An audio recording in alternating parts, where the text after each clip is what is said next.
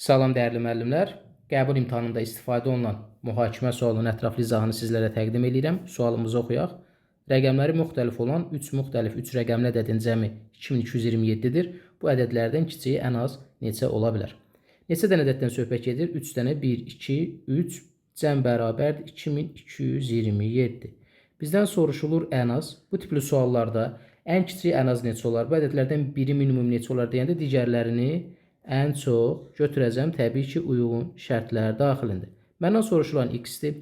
Ən böyük 3 rəqəmli ədəd 999, amma rəqəmləri müxtəlif dediyindən 987. Digərində 987 götürə bilərdim, amma rəqəmləri müxtəlif olmaqla yanaşı ədədlərin də özü bir-birinə müxtəlif olmalıdır. 986 üstəgələ x. Buradan demək, bunları toplasaq eləyər 1973 üstəgələ x bərabər 2227, x də bərabər 254. Doğru cavab D variantı.